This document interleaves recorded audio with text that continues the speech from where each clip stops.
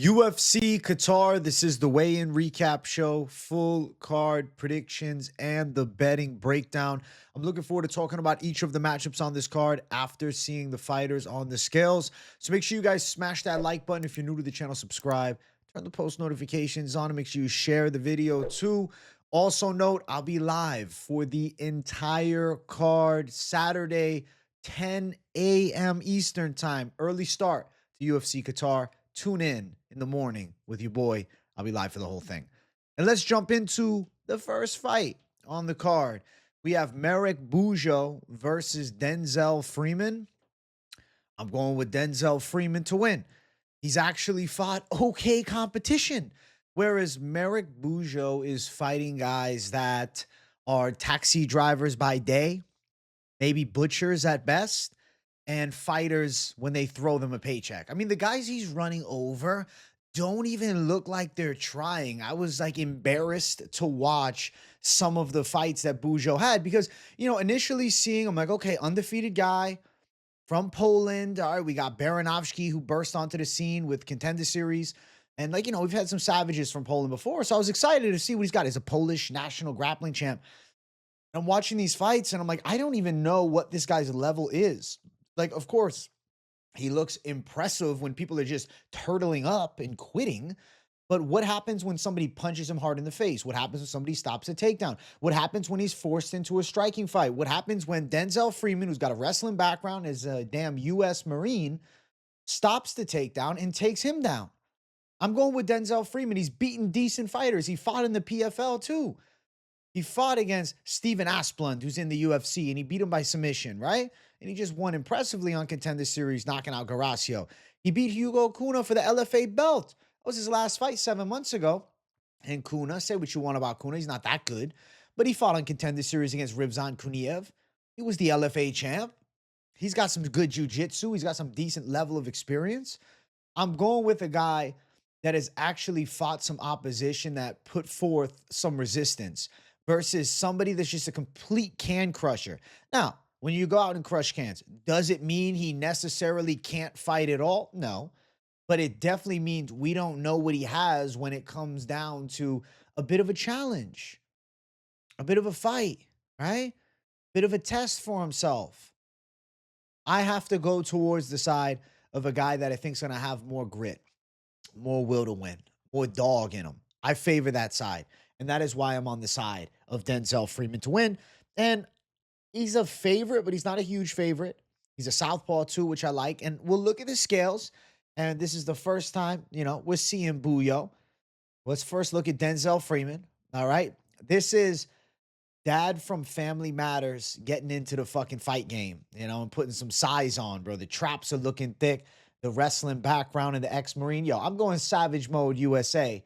All right, over in Qatar. I think he's going to represent America well. I'm looking forward to seeing Denzel Freeman, and I think he's a real tough matchup for a guy that normally thrives off having a wrestling grappling advantage where I don't feel he has that here.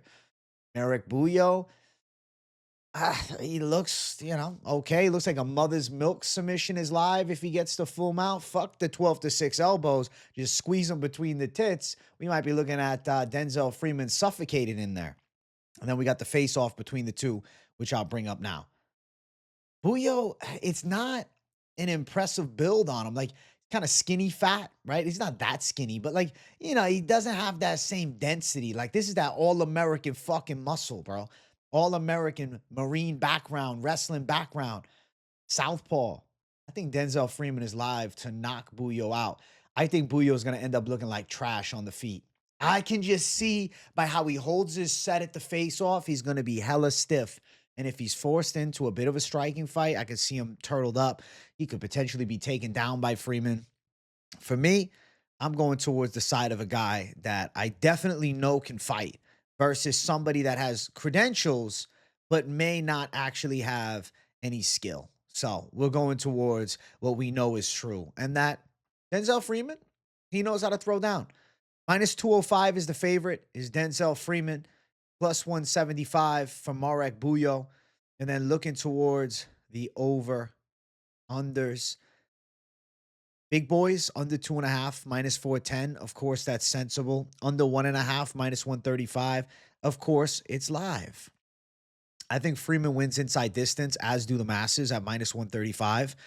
First instinct is Freeman by KO at plus 125, right? This is how my brain operates. I'm like, okay, Denzel Freeman, you look at his skill set. He's got knockouts. He did submit Steven Asplin, but Asplin's more striking first, whereas Bujło's grappling first. I mean, not that Freeman couldn't club and sub him, potentially beat him up into submission. Like, there's a possibility of it. Inside distance makes a lot of sense here. I really think Freeman gets it done in the first 2 rounds. I don't think this fight goes too long. Let's see what Freeman rounds 1 and 2 is. Minus 105. I think that's live to hit. I see this fight going 1 or 2 rounds. I think Freeman gets a win within the first 10 minutes. I don't see them going distance.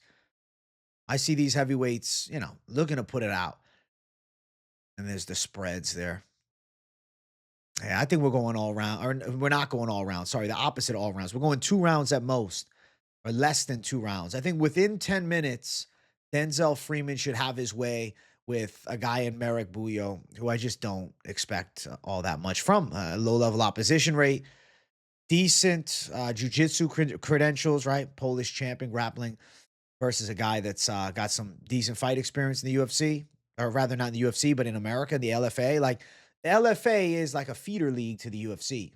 This is a contender series fight nonetheless, and Denzel Freeman should be the A side. We'll go with Denzel Freeman to win, and I'm going to call a finish. Next fight on the card. Fight number 2 is Nurullo Aliev versus Shaqueme. I'm picking the side of Nurullo Aliev, a.k.a. the Khabib clone, because let's just keep it real. He's absolutely a Khabib clone. Looks a lot like Khabib Nurmagomedov, maybe with a little blend of Islam Makhachev in the mix. He's the Tajik Eagle. Tell me he's not trying to spin it off. He absolutely is. Strong wrestling, good top game, good control, can embrace the grind. Really is not a finisher. 8 decision wins with 10 wins as a pro. He's more of an embrace the grind type, but, not that he couldn't land some big shots from top and, ground and pound Shaqueme. I think Shamrock, he has nice jiu-jitsu. He's got real long legs. He's got good back takes. But that is not really a style, right, that I see matching up well with a strong pressure wrestler type, somebody that gets to top position and can work a bit of ground and pound. I don't see Nurullo Aliev getting caught with a sub from bottom. You look at the side of Nurullo Aliev last time. He fought Joe Solecki. Joe Solecki has pretty good BJJ, and he was a long-time UFC vet too. And Aliev controlled the vast majority of the fight, albeit he got mounted in the first, or rather in the last 30 seconds of the final round. But outside of that, he knocked him down with a punch against the cage. He had good top control moments. Does Shamrock have Joe Solecki level MMA skills? Who's he beaten? He's been fighting no names over an octagon. He's got hype. He talks a lot of shit on Twitter. Nathan Kelly knocked him out, dog. I think Nurullo Aliev is real live to dominate this fight to a decision. But I'd like to see Aliev get a finish. I'd like to see Aliev look to, maybe drop some heavy hammers and pass the guard. But if need be, from what I've seen of Aliev, I know that he can just embrace the grind and kind of smother fuck. And I wouldn't be shocked if we have the smother fuck by Nurullo Aliev. Shaqueme on the scale, 12-1-1 as a prospect.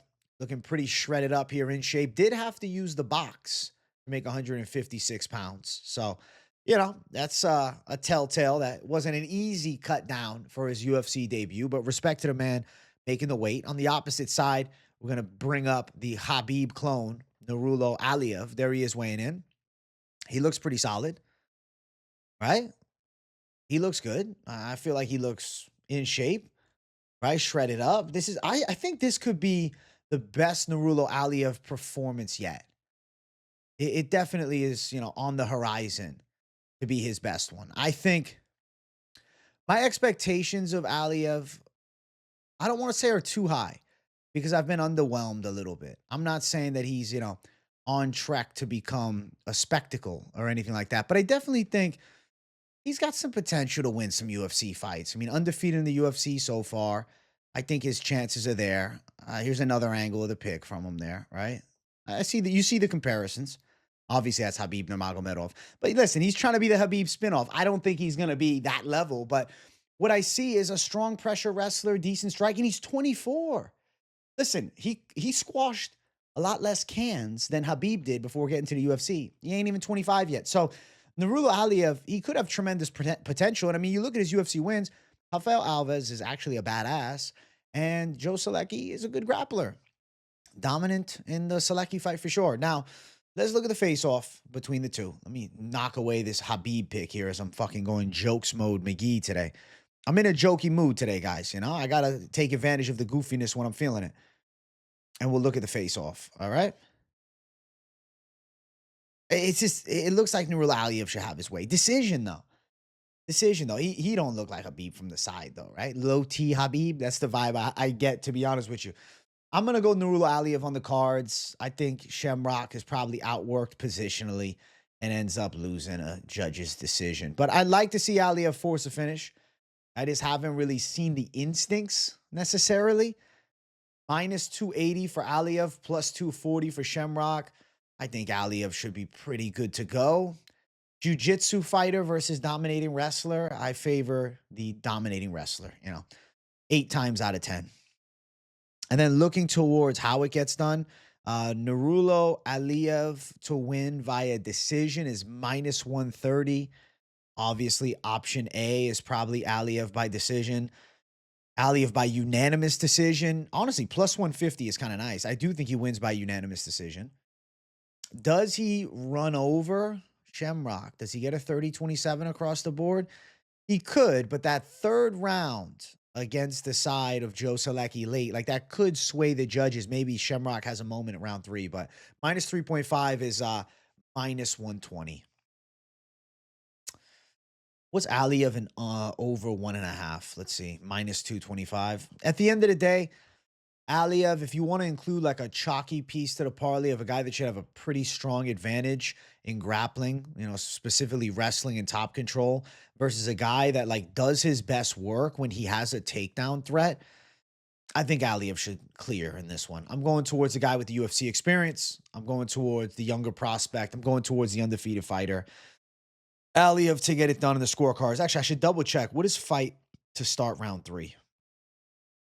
Is there anything here? Let's see. Over 1.5 at minus 385 is likely. Fight starts round 3 is minus 250. That's not. Why? Fight starts round 3 is fucking worse than over 2.5 by a lot. Like, it's not even. It's a lot worse, man. Damn. I thought it'd be a little better. Wow. Yeah. Is what it is. I think over 2.5 is live, but give me Aliev to win.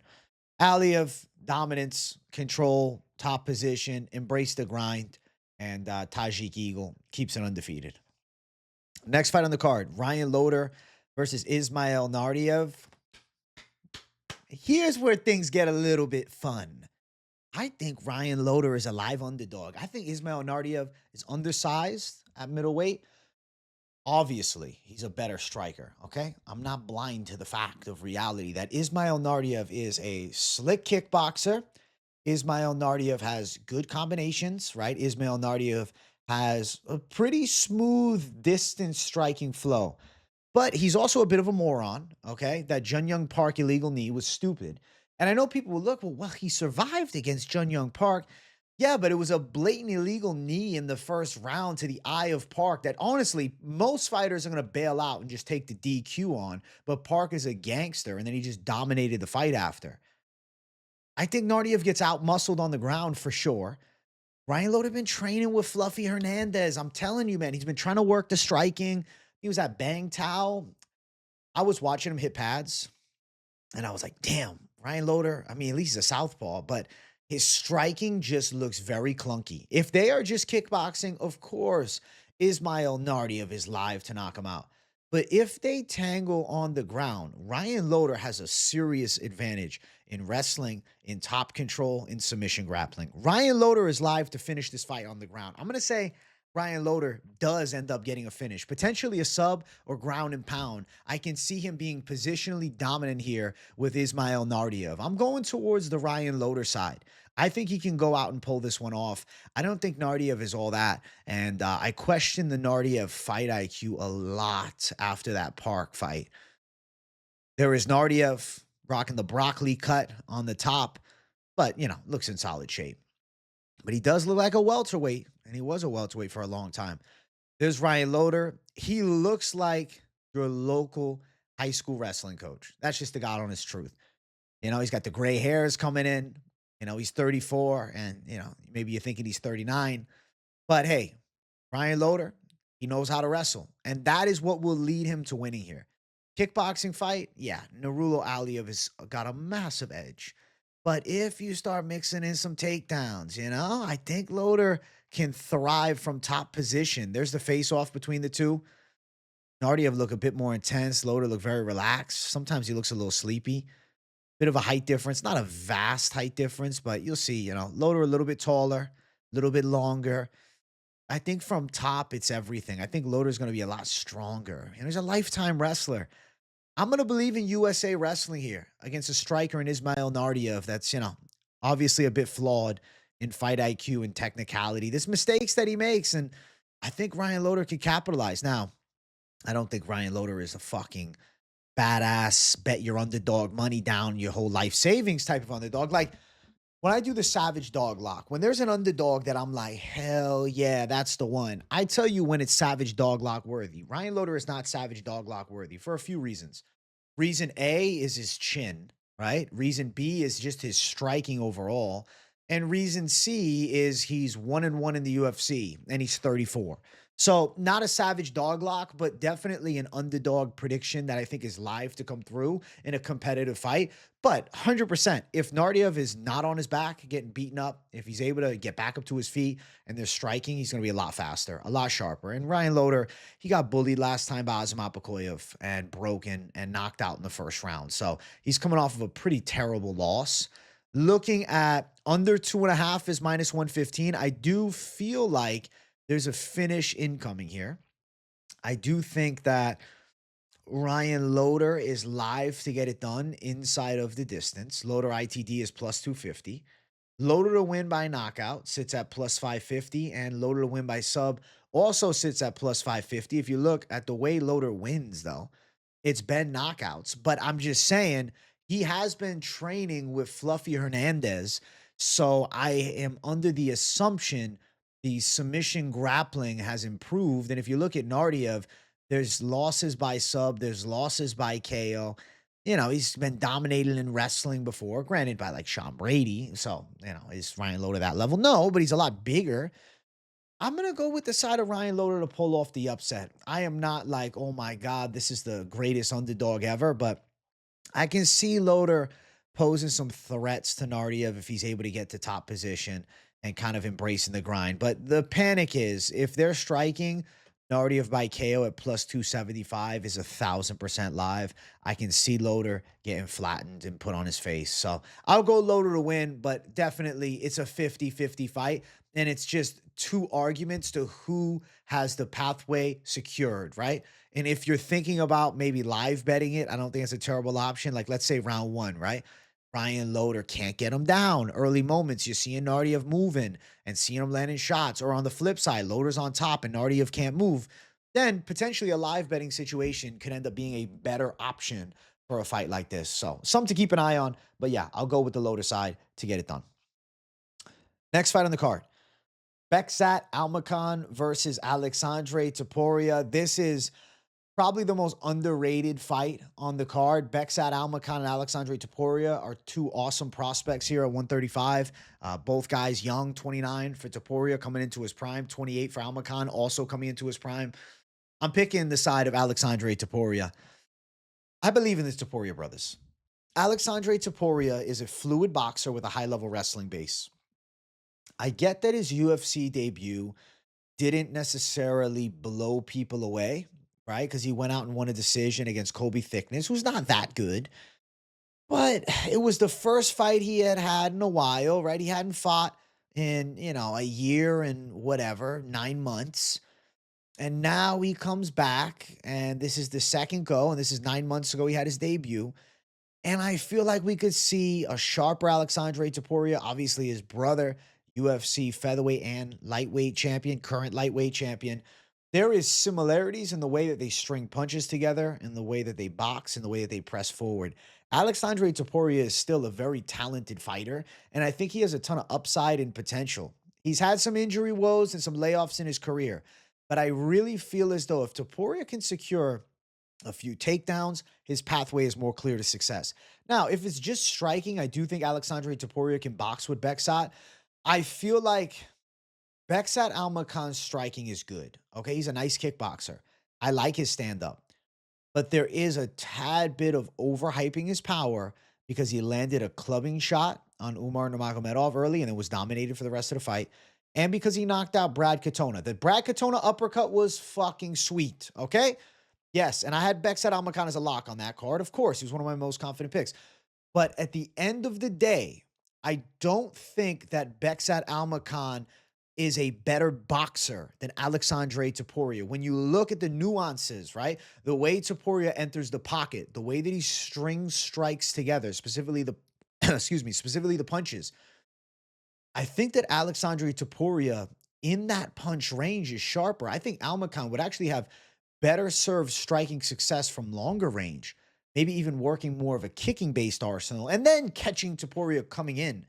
But if you're sitting in punch range, mixing up combinations, I really favor the side of Alexandre Topuria to land better and bigger shots. I'm going with Alexandre Topuria, and with the caveat, I think he can also take Beksat Almakhan down. I think Topuria gets his hand raised in this one. Not an easy matchup at all for either. This right here is a true like prospect test. So like, hey, the winner of this fight is going to be one to keep an eye on here at 135 pounds. I'm going to say Alexandre Topuria gets it done on the judges' scorecards in a competitive fight against a very skillful Beksat Almakhan. I'm disappointed that they have to fight each other. I like both guys a lot. I think both guys have a ton of potential here, but I'm going to favor the side of Alexandre. I'm going with Topuria's big brother, the little big brother, because, obviously he's the smaller man of the two, but to carry the torch for the family and look pretty damn good. Alexandre looking shredded up and ready to go to war on the scale. Fantastic shape. And I really believe wholeheartedly he will look a lot better than he did last time. There's Beksat Almakhan looking in fantastic shape, ready to go. This is one of these high-level prospect matchups. I like that the UFC put these two together. I want to see what happens between the two. Squint for a second. Conor McGregor? Conor McGregor? Conor McGregor. Yo, Alexandre Topuria. He really has that Conor flow. Like, if you squint, you're like, is that a short Conor McGregor? There's the face-off between the two. Beksat Almakhan, Alexandre Topuria, I think is a good matchup, man. Really good fight. Really excited for it. I like Alexandre Topuria to win. I think he's going to get on the scorecards. Competitive fight. Big moments for both, but I think that, Alexandre, little bit more he's able to do. And I feel like some folks are going to be like, oh shit, he is actually that good. Minus 125. He was actually an underdog when I had predicted him. Lions have been flip-flopping. So 50-50 fight with betting movement on both sides. If you look at the opening odds, Alexandre opened as a 2-1 favorite. And then he flipped to an underdog, and now he's back to a slight favorite. Then Beksat Almakhan plus 105 on the dog line. Looking towards some of the prop betting, I kind of think over 1.5 seems like good as gold. I really think it's going to go longer. I know some folks are really hyping that Beksat power, but I don't think he's sleeping Alexandre Topuria early in the fight, especially. But I don't think he's sleeping him at all. I think this fight is live to go distance at plus 155. It was plus 160 when I made that call earlier this week. I think that's really live. I think we have 3 good rounds of work between 2 very high caliber prospects. Fight ends in unanimous decision, plus 225. Topuria by decision, plus 250. Almakhan decision is plus 450. Wow. Yeah, 200 more points for that side. I think it's a good match. Let's see what the spread looks like here. Let's see if they have which one. They have, all right, so I'm looking at minus 3.5, minus 155 for Topuria. Almakhan plus 3.5 is live at plus 120. This could be a 29-28 fight across the board. I see a competitive fight. I see a fight going long. I see a back and forth fight.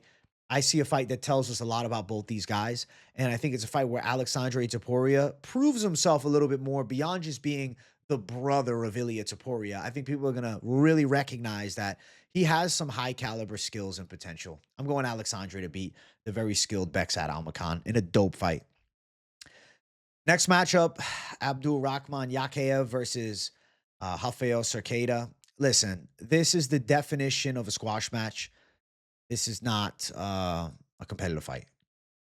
I mean, it's not supposed to be a competitive fight. I don't think it is.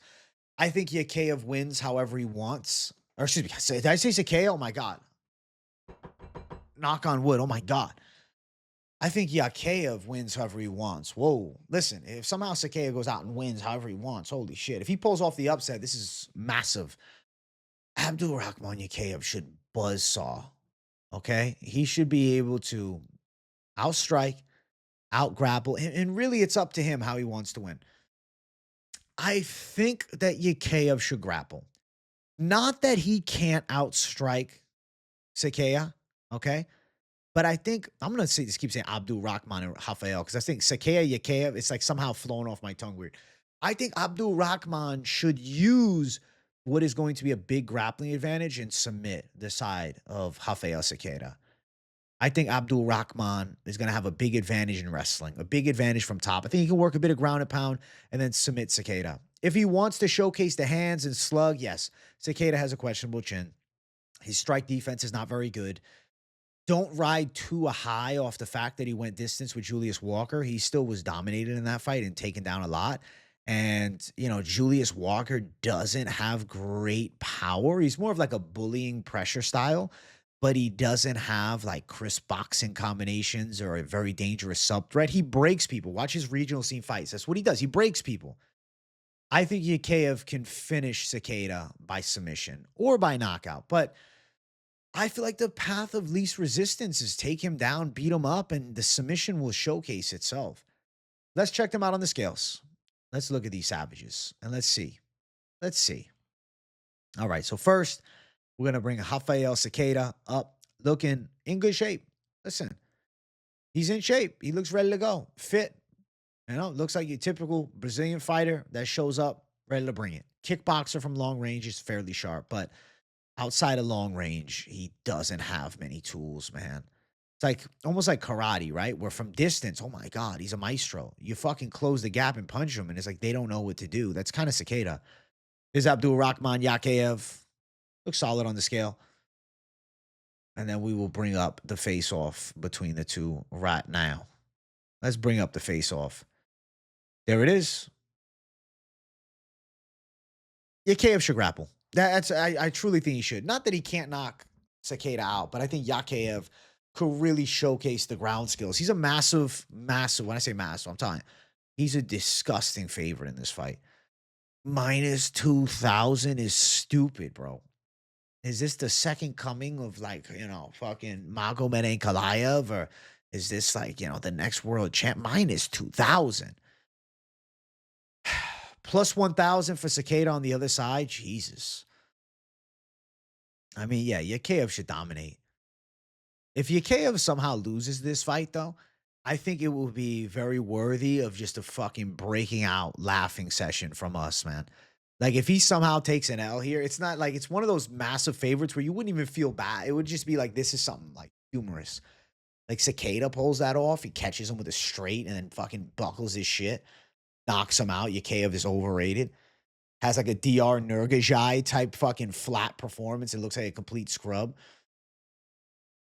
Under 1.5, minus 302. Pretty damn live. Yakhyaev wins via inside distance. Minus 800. What the fuck? I think, wow, that line's been bet down. But I think submission is live. It hasn't been bet down that much, but it has been bet down a little. I think submission is live, man. I don't know why. I was thinking it was plus 275. It was only plus 200. It's only been bet down a little. I think submission makes sense. I think for Yakhyaev, take him down, beat him up a bit, and sub him. Like, fuck just slugging on the feet. Don't give him a chance. But granted, he might just slug on the feet and score a knockout. The spread ain't worth your while. Nothing. I think Yakhyaev wins by finish. What does that do for you? Yakhyaev round 1 is minus 175. There is actually, what I should have brought up is the under half a round. Just under half a round in itself is plus 175. Can Yakhyaev buzzsaw him and get him out? Yakhyaev wins and under half a round. Plus 180. That's really not good. That's really not good. But yeah, I'm going to favor the side of Yakhyaev to finish and finish fairly quickly. I think first round makes a lot of sense. But I do have to say, I like Samish. I like the subskis. I like the sub call. I think submission is live and it's plus money. I say he should showcase some submissions here. Abdul Rahman Yakhyaev should be the easiest pick of the night. Let's keep going. Next fight on the card, we have Alex Perez versus Asu Almabayev. I have been picking the side of Asu Almabayev throughout the week, okay? And I have predicted that the side of Asu Almabayev will secure some key takedowns, garner control time, and win a hard-fought decision. Alex Perez is not an easy out for any flyweight on the roster. I mean, look at the first round, even against Tyra in his last fight. He was competitive. Obviously, tore his knee round 2, pulled out of the Urseg fight in August. So he's had some injury woes over the past year and 5 months, but now he's back. When Alex Perez is on, takedown defense is sharp, boxing skills are real. Look at the Mohamed Mokaev fight. He was pushing Mokaev. He had Mokaev panic wrestling a bit. I think that Asu Almabayev wins. Don't make that mistake. But I think a decision makes a lot of sense. I think Perez better with like dirty boxing and close range combos. I think Almabayev has like a better straight, a better jab, more of the tactical kickboxing tools. I'd say Almabayev is better. Besides, that calf kick of Perez is good. But I think when it gets into like dirty boxing and combos and more of a scrap, Alex Perez strings punches together better. Alex Perez is a little faster with his hands. He's just a little better as a brawler. Now, where I think a lot of this fight will take place is in close, right? Tangled up, takedowns or clinch, etc., etc. Clinch grappling, I favor Almabayev. Wrestling, I favor Almabayev. But Alex Perez is a good wrestler defensively. And he's usually a decent offensive wrestler. But not here. Not against, a Kazakh prospect. I think that Asu Almabayev should win a decision. I think he'll win the positional battle. I think it'll be competitive. I think Perez lands some shots. I think Almabayev catches them too. I think Perez probably demands some respect at the end of the fight. And people are like, oh shit, okay, Perez is still a dog. Like, he's still got some fight left in him. But Asu Almabayev is more of the guy that seems to have, the potential to do something in the weight class, like as far as the top caliber. Not that Perez didn't. Perez already fought for the belt. Perez was a title challenger. He fought Figueiredo. He fought Pantoja. His submission losses, his quick sub losses in the UFC, they're against some of the best. Almabayev is a decision king, man. Almabayev a decision merchant. He's positional control over everything. His submission game at a high level is not that good. It's more dominant positionally and embrace the grind and pull it off. Coming off the win over Jose Ochoa where he won a decision. I think he can win a similar type of decision here, but potentially being met with more resistance from Alex Perez, in all honesty. So I'm going to favor the side of Asu Almabayev to win. I feel pretty good about it. If you guys don't know, the Lock City Parlay over 2.5 rounds is leg number 1. I really think that we're looking at a 3-round fight between the two of them. Asu Almabayev looking shredded up in fantastic shape, weighing in. This is honestly Almabayev, potentially his best weigh-in I've ever seen from him. He looks crazy on the scale. Then on the flip side, Alex Perez looks like he is infected with a fucking virus of some kind or potentially on amphetamines. What the fuck is that? That is not the eyes of a living person, bro. He looks dead. He looks dead. He looks like if you told me that was a fucking zombie and like, imagine you're in your sleep, you wake up and this thing's just staring you down. Like it's possessed by something. Alex Perez looked like a dead man at the weigh-in. He looked like a damn zombie, all right? Somebody infected. Holy shit. Tough weight cut for him, I must say. But I do still think he goes distance. He looked better at the ceremonials. The eyes are fucking scary, bro. Like, I'll be honest. If you're watching this at night, I'm sorry, but you might have bad dreams. Oh, my God. Jesus. That's scary, bro. I'm freaked out. But he looked, pretty rehydrated at the ceremonials and looked good to go. There's the face-off. I think 3 good rounds of work. Asu Almabayev on the judges' scorecards. That makes the most sense to me. My brain says Almabayev decision as most likely. Looking at Almabayev, he's a minus 190 favorite, which, is not crazy for the pathway to success. Plus 165. Perez is the dog. Perez hasn't fought in a while, though, man. It's hard to pick Perez as a dog. He is a dog, right? He's a savage dog in his heart. Like, he brings the fight. Alex Perez is a tough human being that has a lot of will to win, but I don't think he wins the fight. I think he's going to lose, but he'll put up a decent scrap. Over 2.5 minus 170 makes a lot of sense to me. I think this fight goes distance. I think that Almabayev wins the decision. Makes the most sense at plus 125. Almabayev sub at plus 325. I'm not crazy about his sub game. You might be like, oh, but Perez was submitted by Pantoja and Figueiredo. Yeah, but those guys are fucking like snipers with their submission skills, Jiu-jitsu aces. They have better setups. Almabayev is more of a wrestler, right? He's not so much of like a submission wizard. Let's see.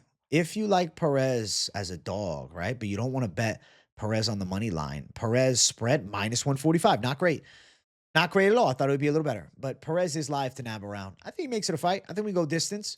I think it's 3 good rounds of work. Over 2.5 rounds. I think Aso Almabayev gets on the judges' scorecards. So the Almabayev side is going to be my side. And yeah, I like that over 2.5. And I'm looking forward to this matchup. I think it's actually a really cool fight. I'm excited to see Alex Perez back. Next fight on the card, we got Saeed Izagakhmaev versus Nicolas Dalby. I'm picking the side of the fucking Dagestani. I'm going Saeed Izagakhmaev. Yes, he has not fought in a while. I get the red flag on that. But his skill sets are pretty legit. He was in the camp for Islam's fight leading up to the Jack Della match. Come on, bro. This is Izagakhmaev's chance to shine. Nicolas Dalby is 41. I get it. Dalby is a dog. Every time you watch Dalby fight, it's like, yo, he's in it. He's bringing it. Like, Dalby is not a guy that backs down. He's got heavy body kicks. He's got decent fucking power hooks that he throws. Brings forward pressure. He can wrestle defensively. He can scramble. But he's not like a hyper elite wrestler or a hyper elite scrambler. But there's a lot of will to win. But the truth is, positionally, I think Izagakhmaev is going to be able to dominate this spot. I think Izagakhmaev is just too good at wrestling. He's going to be able to get on top. He's going to be able to control. When they strike, Izagakhmaev is not bad, actually. Like, watching his stand-up, he's a stance switch hitter. He's got pretty good timing. He comes from a Sambo base as well. So, come on, bro. I don't think Dalby is like out dogging him. I think Izagakhmaev is going to be ready to go. I think he's going to come into this fight probably hitting some key takedowns, winning some key exchanges. I'm going to favor the 31-year-old over the 41-year-old. I think Izagakhmaev can start the UFC career off with a win. And I will say, though, a lot of times, right, you have a 22-2 guy that hasn't fought at this level, and then you're like, oh, shit, Nicolas Dalby, like, I get it, right? 7-5-1 in the UFC, win over Bonfim in 2023. That was 2 years ago. Come on, man. Come on. That was a different Bonfim, too. That was baby Bonfim, not grown-ass man Bonfim. I think Saeed Izagakhmaev should be able to win. And I think it could be pretty one-sided. Dalby's a hard guy to finish. I mean, maybe Izagakhmaev throws some heavy fist at him and shows some power, but his bread and butter is subs, and Dalby never been submitted. So, I don't know. We'll talk about the odds of method of victory here in a moment, but I do want to check out the scales between the two. Let's first bring up the side of Saeed Izagakhmaev making his UFC debut. There he is. Dude's in fucking top caliber shape. He is. He's in top caliber shape. Fit, shredded, ready to rock. Opposite end of it, OG dog, Nicolas Dalby, 41 years young, looking goofy as hell. Happy to be there, Got the rainbows around the neck. I don't know. Dagestan, they ready to shut that shit down, man. They ready to shut that shit down. I think we're going to see the side of Saeed Izagakhmaev show levels, dude. I really do. I really, really do. Let's check out the face-off between the two, though. Respect to Dalby, rocking the country flag. There's the intensity on the stare down. Cold-blooded killer intensity. Dude, I really think that Saeed Izagakhmaev is just going to be too good. Like, I don't know. I just think Dalby at 41, this is not the type of fight he wins against a Dagestani. Izagakhmaev kind of, there's like reminiscence of the Islam style. There's the takedowns to mix in. I think Izagakhmaev should pull through against, especially a 41-year-old Dalby. It's not like this is a Dalby at fucking, 31. Then it's like, oh, maybe. Plus 265 for Nicolas Dalby, minus 315 for Izagakhmaev. And then looking towards some of the props over minus 140. 41-year-old Dalby, like when you're 41, it can go quick. Look at Muslim Salikov, bro. Quick. And Dalby just got knocked the fuck out last time. Bad against Randy Brown. So he might be washed. Plus 235 is Akhmaev by KO. Izagakhmaev by decision is plus 150. And Izagakhmaev by submission plus 375. I don't think it's crazy if you're like, fuck it, I'm a degen. Izagakhmaev subs up Dalby. But, you know, Dalby's always been pretty good defensively with submission grappling. Granted, he's never fought Izagakhmaev yet. The power from Saigid, it's like over. I just think decision. Like my most likely outcome, I'm going to say Izagakhmaev by decision, but I wouldn't necessarily say go out and bet that prop. Like, you know, there's more of an intrigue on the side of submission because it's obviously a lot, you know, wider of a line. So we're going to go towards the side. Izagakhmaev to get the win over the OG Savage and Nicolas Dalby. And listen, let's keep running up this beautiful card, man. It's a great card in Qatar. I'm having a great time. This card is awesome. I love this fight night. Next fight is our featured prelim. We have Luke Riley versus Bogdan Grad. I'm picking the side of Luke Riley to go out and win this fight. You know, I think that the hand speed and punch power of Riley should come good in this one. I will say Bogdan Grad's pretty impressive. He's a specimen. He's in great shape. He's got pretty heavy kicks. Got some striking skill, but I don't think he's a great striker. And then, you know, you look, I mean, I don't think he's a great striker. I don't want to take away from the techniques that he has. They're cool techniques. He's got good ability, but like if you're talking about, when I consider somebody great striking, right? It's an ability to string shots together, right? There's a flow to it. Grad has good moments, but it's not consistent. I think Riley's better with flurries and punch combinations. I think Luke Riley is going to be able to win the boxing between the two. And I think in punch range, Luke Riley is going to look pretty sharp with power, walking Bogdan Grad down, absorbing some shots, and he keeps coming, going to put that chin to the test. Luke Riley, definitely with that dog tough pressure. Trust me when I tell you, Bogdan Grad's game plan should be wrestling. He should look to land some takedowns. He should look to control a bit on top. It's just in a striking fight. But Luke Riley, that's where I see him in some serious trouble in boxing range. I can see Riley clubbing him with a big shot. I don't think Riley is necessarily the next, you know, world champ at featherweight. But I do think that there's some legit power. I do think there's a brawling tough dog style. There's that in-your-face pressure. And I think it's hard to deal with. There's Luke Riley on the scale. Looking shredded up. Ready to go. In shape, Luke Riley. Ready to rock and roll. And then on the other side, we got Mini-Me from Dr. Evil, Bogdan Grad. Mini-Me, but they injected him with loads of fucking anabolics, I guess. Holy shit. Bogdan Grad looks freakishly jacked, per usual.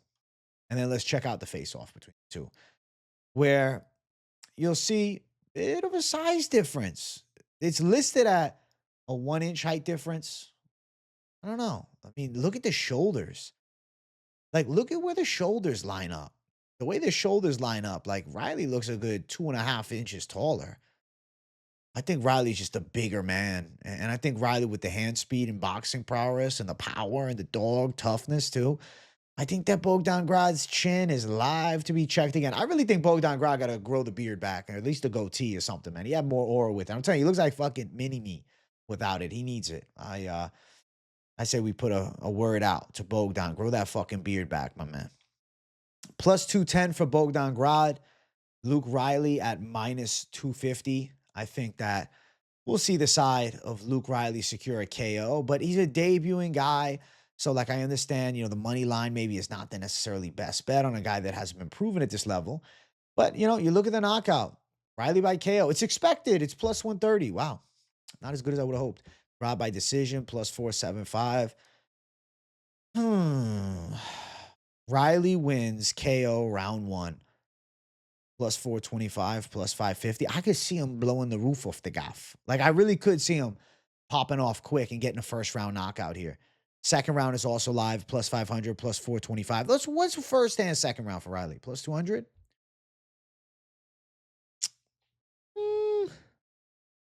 I mean, the majority of the fucking wins are early, right? 3 decisions, 1 third round knockout, and then 7 fights that he's been able to win earlier. So more than half are early, finishes. The way Bogdan Grad's chin is, I could see Riley putting him away early in the fight. I like Riley to win. I like Riley to finish. I think he shows out. I think people are going to be talking about, oh shit, Luke Riley. All right. He's got some pop. Put some respect on his name. My boy Finch, he's a Luke Riley certified doubter, But Luke Riley showing up, ready to go. And I think that mini-me right here is getting done in dirty by Luke Riley, man. Like, I think Luke Riley looks ready. This ain't, I don't know why. People think he's like a 12-year-old kid. They're looking at this picture on Tapology, and they're thinking he's still 17, bro. He was a baby then. This is a grown-ass man, Luke Riley. He's about to do some fucking damage, bro. The knockout will put some fucking hair on Bogdan Grad's chest at the end of this shit. So we're going towards the side. Luke Riley via knockout, which should be a pretty fun fight. Next fight, it brings us to the main card. Make sure you guys hit the like button. If you're new to the channel, subscribe. Also, hype the video, too. That's the new thing YouTube has. Kyoji Horiguchi versus Tagir Ulanbekov. Start off the main card with this fight perfect because I'm going to have a meltdown for a few minutes here. So earlier in the week, Sunday, I was going towards Horiguchi. I'm like, well, the striking, there's not much of a size difference, only 2 inches, right? Horiguchi's a quick karate-style kickboxer with good bounce, and he's got good wrestling defense, and he's fought at the highest level for years, and he's 7-1 in the UFC, fought outside the UFC, was one of the greatest Japanese flyweights ever, period. He is probably the greatest Japanese flyweight ever. He is, so far at least. And Tagir Ulanbekov, I mean, strong pressure wrestling, Dagestan style, but his last 2 fights, they've stunk up the place. They've been snoozers, man. I like Tagir, against Durden and against Menes. Like, it was like, Tagir Ulanbekov, keep your eye on him. The last 2 fights, he's looked like trash, man. The last 2 fights have been nothing but letdowns. But now you give me this matchup, and we're going to bring up the freaking weigh-in in a second, which causes some pandemonium. Kyoji Horiguchi is a very skillful stand-up fighter. But to be fair, beating Zulu 10 months ago, I don't know if you guys watched that Ultimate Fighter flyweight season where they crowned the champ. He was on it. That doesn't mean much to me. And it was a decision. And it's not like Zulu didn't have some moments. And then Sergio Pettis before that, that's impressive. But then seeing the face-off is where I'm like, shit. I got a big Dagestani with Team Habib, Team Islam coming off a massive win. Tagir Ulanbekov is the runt of the Dagestani litter. I said it. I said it always. He is. He's the little one. And he's probably the worst of the bunch. But he still is that. And now I'm looking at the side of the freaking weigh-ins. All right. First thing we'll bring up, showcase. Kyoji Horiguchi looks fucking ripped. He looks jacked. But my God, he's barely taller than the scale. He's listed at 5'5". I don't know if he's 5'3". Okay? He looks like he could easily make 115 pounds. He looks short. Shorter than I ever remembered. My God. And then on the opposite side, right, we have Tagir Ulanbekov. Just look at the scale. Look at the scale real quick. Just look real quick. Look, you see here? You see Tagir Ulanbekov? And where the scale sits, towards the bottom of his fucking stomach, like below the ribs, right? And then on the opposite side, you see Kyoji Horiguchi where the scale is up to his fucking chest. There's a serious size difference between the two. Now, there is also another red flag. Some people I saw complaining about the scale still moving as, Ulanbekov is weighing in. Personally, we can reach on that type of thing. I tried to watch it in slow-mo. It looked pretty steady. I mean, could he have been 126, not 125 and a half? But do I think he was 127, 120? I don't think so. I know the conspiracy is out against, these guys getting fixed weight cuts or fixed weigh-ins rather with, the Middle East and whatnot. But I don't know. It looked pretty good. It seemed like it wasn't moving. But to be fair, you never know. There's always a percentage of factor when it comes to fights in the Middle East. But this is the thing. Like, fuck. So let's say that, let's use this. Let's say, yes, the people making, the people making the assumption that the scale was still more. So let's say that's true. So let's say Tagir's actually 127, right? All that does is help him. And then let's look at the face-off. Bruh.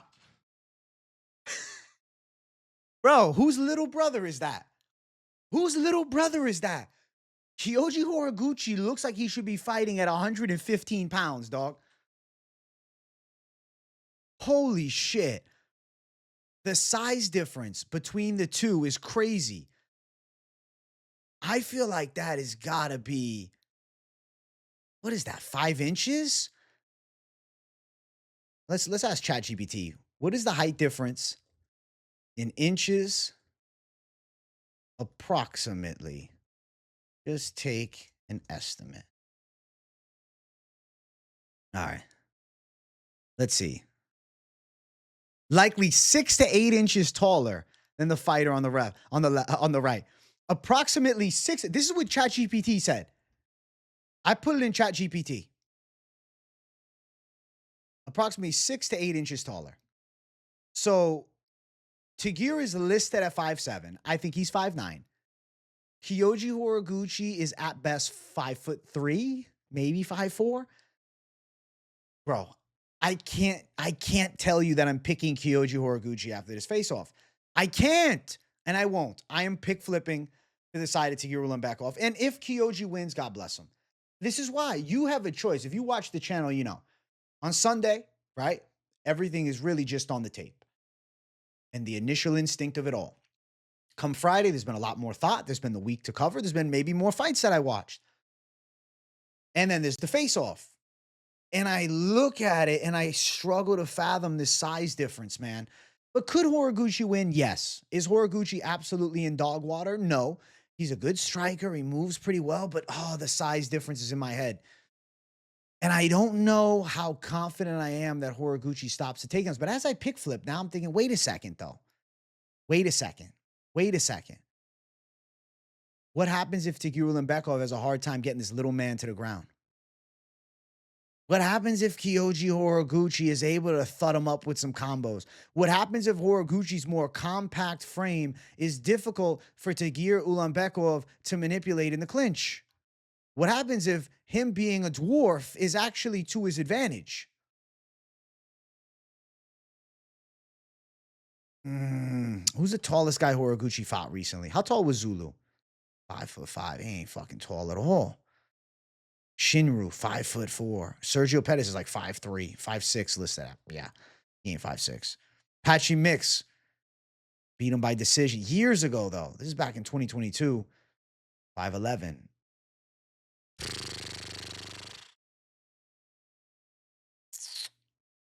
There's still a piece of me that wants to pick Kyoji Horiguchi, man. Like, I don't think Tagir Ulanbekov is that good. You see where I'm coming from? Like, when I watched Tagir 2 years ago, he was good. But I don't know. Like, the weight cuts are getting to him. But we're also in, Qatar. Team's coming off a big win. But Kyoji Horiguchi's got cat-like reflex. I might be regretting my pick flip. I might be pick flipping back, bro. I told you guys this was going to be the meltdown. I knew this was coming. I saw the fucking weigh-in and I said, you know what? Just talk about it on the video. Let it all happen. This is no planning here. This is all what I'm feeling right now. I'm taking a sip of this goddamn drink because I'm freaking out.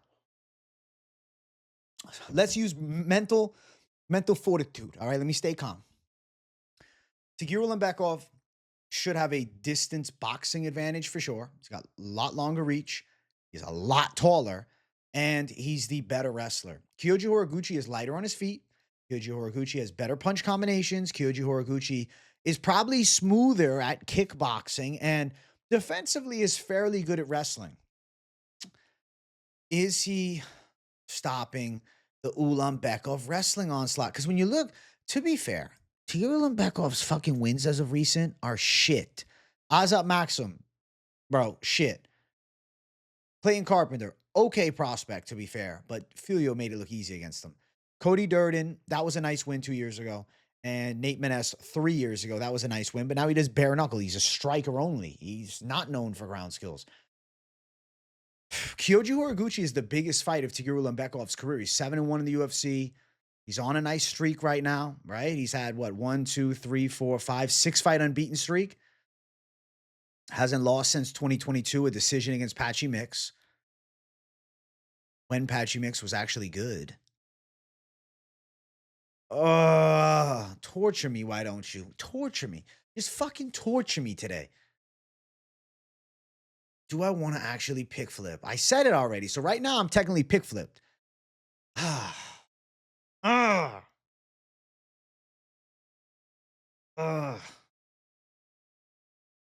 am in a fucking war with myself. This is tough. This is the hardest call right now to make. All right, so let's just look at the odds real quick as I continue my meltdown. But as we go more technical here, I can calm down. So Horiguchi is plus 172, Ulanbekov minus 202. What I'm doing here is I'm throwing the odds out mentally. I'm not having odds in my brain as I'm trying to predict this fight also, just so you know. How I'm looking at it is the how. Tagir Ulanbekov, if he's able to secure top control, he's a lot bigger than Horiguchi. I could see him pinning him. I could see him threatening with submissions. I could see him controlling, embracing the grind, right? On the flip side, Horiguchi's a lot faster. Horiguchi's a lot better at striking, but he's got a serious reach disadvantage and size disadvantage to overcome. When Horiguchi is on, though, he's a bad motherfucker. And Horiguchi, one of the better flyweights ever. Like, I loved Horiguchi's prime. I was sad when he left the UFC. Oh, what to do? What to do? I feel twisted as fuck. It's like there's a piece of me that really thinks the size of Tagir is too much to overlook. But then there's that other side of me. It's like, wait a minute. What happens if Ulanbekov can't get the takedowns? Because Horiguchi is too compact. And Horiguchi's stopping the takedowns. And Horiguchi's landed some shots. He's going to look quick. And Ulanbekov has looked bad in the past too. I guess I'm asking myself this question. Where will I kick myself in the ass harder? A pick flip against Kyoji Horiguchi? If I pick Ulanbekov now and I'm wrong. Or if I pick Horiguchi and I'm wrong. I guess I'm more okay with being wrong on Horiguchi than I am with Ulanbekov. Like if the Ulanbekov side pick flipped and I went against the original call and Horiguchi did what I thought he could Sunday and I picked against it, I will punch myself in the face on stream. And I don't want to do that. Not actually going to do that. Maybe. No, I won't. Or if I stick with Horiguchi and he loses, fuck, I should have known. Well, at least I warned you guys. Fuck it. I'm pick flipping back. I'm sticking with Horiguchi. I'm trusting my initial instinct. Yes, he's a dwarf. Yes, I know. Tell you that little compact frame is strong. The cardio could be better. If Ulanbekov can't dominate and wrestle, we can see Horiguchi win. Now, let me tell you something, bro. Yeah, it's an underdog pick. Do I think this is a great underdog to go bet on? Fuck no. Is Kyoji Horiguchi a savage dog lock? No. But would he qualify? Got badass striking, okay? He's 7-1 in the UFC. He's won a lot of fights in a row. And he's got good cardio. Problem is, he's 5 feet tall, okay? Problem is, he is shorter than my grandma, okay? I'm going to go with the side of Horiguchi to win. But as far as the gambling goes, if you want to take the risk and throw down on Horiguchi and you want to believe in magic, okay? Because it is live. It's not, I think he can win. But like this is like a 50-50 where there's a pathway to both who implements the game. Ulanbekov's line is growing as we speak to minus 235 because Horiguchi looked like a damn 115-pounder at best. I get it. But if Ulanbekov can't get him down, Horiguchi could pull off a decision. I'm going to go Horiguchi to win a competitive decision. Horiguchi decision plus 235. I'm pick flipping back, bro. There's the fucking meltdown of the night for me. Spread on Horiguchi minus 155. They know it's going to be a fight. And especially that third round. It's just, can Tagir score takedowns? MMA gods. Let's fucking do it. MMA gods, please. MMA gods. Please. Give a victory to Japan. They need it. Kyoji Horiguchi, Tatsuro is one of the biggest fights they can make. The flyweight division in Japan. Kaya Sakura was a bum. Okay? Kaya Sakura got exposed. Kyoji Horiguchi is it. MMA gods, please allow the close split decision to go towards Horiguchi. Do not give us bias, Qatar. Give us fairness. Give Horiguchi the upset win. Give Horiguchi the chance to shine and thrive, to pull off the victory. To the MMA gods, we say, please do it. Let's go. Let's go. Let's go. Let's go, Horiguchi. I'm not going to pick flip. I'm not doing it. I can't. I can't do it. I know there's red flags all around. If you're on the betting side, though, and you were considering a bet, probably don't. Or if you want to have faith that MMA God prayer spoke to you, you felt it in your soul, and you're like screaming hallelujah from the side, and you're feeling connected to it, right? I feel like I'm a reverend right now, all right? Hallelujah. In the name of Kyoji Horiguchi, man, he shall win the fight against Takeru Ulanbekov. Amen. If you feel it, fuck it.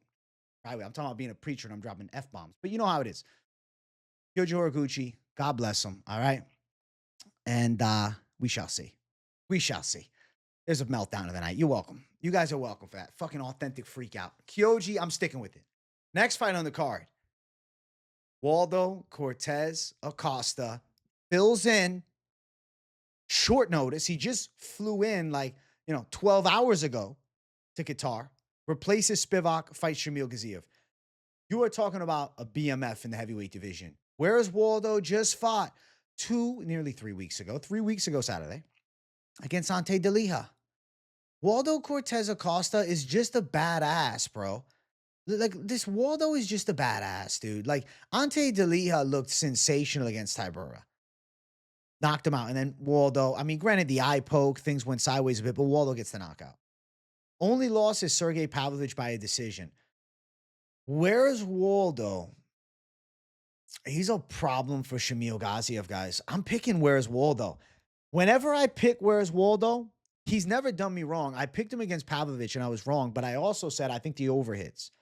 And my faith in Waldo led me to success on the over being a part of the Lock City parlay. So how I look at it is Waldo has never stirred me astray. I picked flip to Waldo because I said, no. Last time I went to Lee, I said, I'm stupid. No, I'm going to Waldo. I will stick with the Waldo side. I was a confident Shamil Gaziev backer against Sergey Spivac because he had a big striking advantage against Sergey Spivac, a nice speed advantage. But now he's taking on a guy that's specialty is stand-up and has pretty good grappling defense too. And Waldo has a real good chin. Showed that with Pavlovich. Like, he's hard to hit clean. I don't want to compare this to Rosenstruik because obviously Rosenstruik is more of a fine-tuned kickboxer, but Waldo was a pro boxer, and there is the slight comparison where it's like, hey, Waldo can box. Gaziev's a good MMA striker. Waldo's hands should be faster. We saw Gaziev tuned up by the side of Jairzinho Rosenstruik for 5 rounds. If he fights a technical boxer, that is, I think, the kryptonite. Technical striking beats Shamil Gaziev. I'm going to go Where's Waldo Cortes-Acosta to outbox Shamil Gaziev. Could be a decision. Fuck it. Gaziev seems to have a bit of a chin, but maybe Waldo keeps the knockout streak going. If he lands an overhand, it can definitely shut Gaziev off. He goes, oh, he's jet lagged. He's this, he's that. Bro, Waldo is different. Waldo is different. Waldo is a gangster. He got eye gouged. Not only did he fight there, he said he couldn't see, he had 20% vision. He also is now taking a fight on short notice after being eye gouged. Talk about one of the most badass runs. And with a win this Saturday, I know for a fact Waldo is going to be in the running for a title fight. Not even so much about like, oh, well, you know, he did lose to Pavlovich, who's ranked above him, but he ain't never fought Aspinall. And he'll have 2 back-to-back wins in 3 weeks' time. And he's talking his shit. I think Where's Waldo is a bad matchup for Shamil. I'm going Where's Waldo to pull this one off, guys. I think that he's going to take it by decision. I think he's going to be too quick. I think Shamil's going to start slowing down a bit as Waldo works some punch combinations. Shamil going to be missing shots and frustrated. Why I like Shamil against Spivac so much is I trust Shamil's takedown defense is pretty decent. And Spivac's chin is meh. It's not terrible. But also Spivac's striking is slow as fuck. And you might be like, oh, but Waldo and Spivac. Okay, let's talk about that. So if you guys remember, June, Waldo and Spivac happened. It was a decision. But also remember that Waldo took that fight, right, off the couch, short notice. People are saying, oh, he's coming off the couch. No, he's not. He just fought 3 weeks ago. He's still in shape from the Ante Delija spot. I'm telling you, man, Waldo's a different animal. I really think Waldo knows that he's on like the title trek, so I feel like he's putting in the work all the time. I'm going with Where's Waldo. I think he's leveled up. This year, he's leveled up. I think this loss to Pavlovich, not even 3 months ago, what the fuck? It would be 3 months ago tomorrow. lost to Pavlovich 3 months ago did something to him. He's better because of it. His confidence is higher. Well, if this guy can't put me away, look what he did to Curtis Blades. Look what Pavlovich does to people. Waldo still sat in there and tried. I'm going with Where's Waldo to beat Shamil Gaziev at UFC Qatar on short-ass notice. Let's bring up the scales because Waldo came in 265 and he was sweating. You know why? Because he had to cut that weight. He had to cut some weight off coming in at 265 for a crazy short notice spot, man. What a badass for doing it though. Like that's just the definition of being a BMF. Like, look at Waldo. He looked jacked, shredded, excited. Like, this is a Waldo that's on the title track. This is the fucking look of a winner. He's got the aura surrounding him. You can tell. You can feel it when you look at him. Where's Waldo's coming for this shit, man? 265, had to cut a little weight, right? Coming in ready, but it's not like he's a guy that weighs 250 normally. He was 263 last time with Daliha. 265 now. Cut a little weight off. All right, bam, ready to go.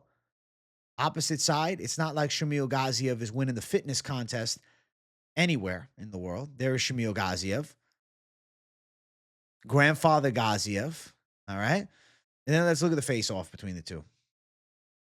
Let's feel the energy of this face-off. Bam. There is the face-off. Where's Waldo? Looks ready. Looks ready to stare down. Looking into the soul. Gaziev ain't beat nobody like this before. He beat Peter Griffin Peterson. He beat Dontel Mays by a decision. Now he's fighting Waldo Cortes-Acosta. I'm going Where's Waldo to pull this one off. I'm going to believe in Waldo to win. I feel it. I think his boxing's going to be sharper. I think he's going to be hard to hit clean. And I think he's going to technically outstrike Gaziev. Minus 135. I like it. I'll say yes. Minus 135. Be a savage. Plus 115 for Gaziev. It's crazy for me, right? Gaziev was a confident pick to now flip it the other way, and I'm going Waldo. I don't see any prop odds, but you don't really need prop odds for this fight. You can say, give me Where's Waldo down the center, minus 135. I do think it could go over 2.5. Waldo's a decision winner. I know he's come off with Leah now. It could go over. I'm going to say Where's Waldo wins this thing. I think a decision is live. Knockout is live too. KO or decision obviously makes the most sense. I could see him putting some hands on Shamil and rocking him, but I definitely could also see him technically outpointing him and taking on the judges' scorecard. So give me the side of Where's Waldo to take home the win of the lifetime, all right? Maybe not necessarily the biggest name he ever fought, but definitely the biggest spot he's ever been in with life and career-changing implications if he's victorious. To save this fucking fight, because this was an important fight on the card, was Gaziev. He's a popular fighter over with the Muslim countries. He's their heavyweight prospect. And the fact that Waldo flew across the world on short notice like this to take it, the UFC is definitely going to bless him next time out with a massive fight. And you're talking about Mr. Activity, okay? This is his 5th fight of 2025, okay? 5th fight of the year. Waldo fights all the time. We got just one fight 9 months ago for Shamil. He ain't a sharp blade like Waldo. Where's Waldo, gang? Stand up, represent. I believed in him before anybody else did a long time ago. And I'm sticking with my guy, Where's Waldo. Waldo for the W over Shamil Gaziev. And let's get him versus Volkov in a #1 contender fight next. That sounds pretty damn good to me. Let's jump to the next fight. Jack Hermansson versus Mitabek Orolbai. I'm picking the side. Mitabek Orolbai. But it's at 170, and Jack Hermansson had a tough weight cut, but made the weight. We'll bring up the scales in a moment. He came in at 170.5, which, I got to say, I respect the fact that he came in at 170.5. Not even at 171. First time ever at this weight class at 37. And he made it. So respect to the disciplined Jack Hermansson. Now, I like Mitabek Orolbai because at 170, first thing, Mitabek's an animal at 170. The fight that you saw him lose against Mateusz Rambeshki, 55. He cut way too much weight, okay? Actually, I think that fight was at 160, if I'm not mistaken. Wasn't it 160? Yeah, 160 catch weight. Bro, he has a hard time making the weight. Last time, Mosaev, 165. He can't get there, okay? Understand that he is 100% a welterweight. Welterweight here. Hey, he beat the boy Hybrid Nation, Hayward Charles, back in 2023 before entering the UFC. He's a longtime fan of the channel. Shout out to the boy Hayward Charles. And that was at welterweight. And then UFC debut was at welterweight. At welterweight, that's where Mitsubek Orolbai should be anyways. He shouldn't be cutting to 155. And his stand-up, is decent kickboxing, tutelage, like I'd say fairly technical, good teeps to the body, solid straight shots. But what I like from him is obviously the wrestling, obviously the control, obviously the takedowns, obviously the dominance in those facets are, the best elements of what he can do. Can Jack Hermansson deal with a heavy wrestling pace and a heavy pressure pace at 170 pounds? If it's at 185, Jack Hermansson is still one of the better middleweights in the world. Like, he beat Joe Pyfer now nearly 2 years ago, but 2 fights ago. And Joe Pyfer's now top 15. He got badly knocked out by RoboCop last time. And that's what, motivated him to say, let me cut some weight so I don't have to get hit by people like that. Mitsubek Orolbai looks fucking jacked and shredded. I'm telling you guys. 170 Mitsubek Orolbai, different animal. Different animal at 170. He was starving himself to make 155. And now, kind of the opposite happening with Jack Hermansson. He makes 170. He looks physically great. And, I'm impressed that he's at 170. He's a pretty good size 170 pounder. Just because you look physically good. A weight cut wasn't easy for him. How is he going to feel round 3? How is he going to look?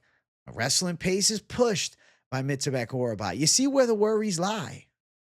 Because there has to be some. There's the face-off. Listen, Jack Hermansson looks great at 170. I hope that Jack Hermansson is able to fight to his fullest ability and we get a good Jack Hermansson. But at 37, cutting that weight off, even if you make the weight and look good physically, how do you feel internally? And how does that work on Saturday? How does he look in the fight? And we got Mitsubek Orolbai from Kyrgyzstan. Still one of the guys more so represented by this side of the world with Qatar. Mr. 10,000 BC. He's 10 years younger. I am picking Mitsubek Orolbai to win. I think he's very live to take it home, probably by a unanimous decision, but there's a chance he gets it done inside distance. If you look at Orolbai's resume, he's not a decision winner normally. 6 KOs, 6 submissions, 2 wins by decision. The Elves Brenner decision, and then Jalen Fuller outside of the UFC way back in 2022. Now, Jack Hermansson normally has a good chin, very sound defensively and grappling, very skillful grappling too. He was taking out Roman Dolidze. Jack Hermansson's a good fight. It's just I don't know what to expect from 170 Hermansson. And I think that cutting an extra 15 pounds off your frame at this point of your fighting career could end up being the worst possible case scenario. So plus 200 Hermansson. I see why he's a big underdog. Minus 235 from Mitsubek Orolbai. The pick is none other than the great and powerful Mitsubek Orolbai. Is over live? There's a finish possibility because I don't know what the fuck Hermansson's gas tank looks like at this weight class. I don't know how he deals with a wrestling pace. Orolbai inside distance, only plus 125. Decision, plus 175. Sub, plus 675. KO, plus 210. Orolbai wins round 3, plus 650. Orolbai wins submission, round 3, plus 2,500. A gassed Hermansson gets strangled in round 3. The last time he was submitted. He was submitted in the first and in the second. Never submitted in the third. He was submitted by Cesar Ferreira back in 2016. My God, and Jason Butcher, that's fucking years ago. Cesar Ferreira, he's a forgotten fighter. I think Orolbai could win by submission here. I must say, I think Orolbai by sub of a tired Hermansson becomes live.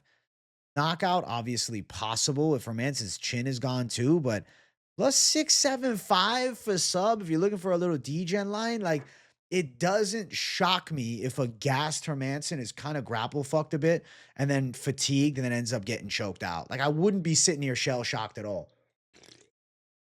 Whereas Orolbai, to look like RoboCop and drop bombs on him and win by KO at plus 210 doesn't seem as likely to me. So if you're looking for a D-gen line, plus 675, win by submission, ain't too shabby, chat. Ain't too shabby, my people. So give me Mitsubek Orolbai, minus 235 favorite. I think he beats Hermansson, but I am pretty excited to see what Hermansson looks like at 170 pounds. Next fight on the card, it is our featured fight. It's Volkan Oezdemir versus Alonzo Menifield. Big matchup for the light heavyweight top 10, especially, the winner is probably getting a big fight.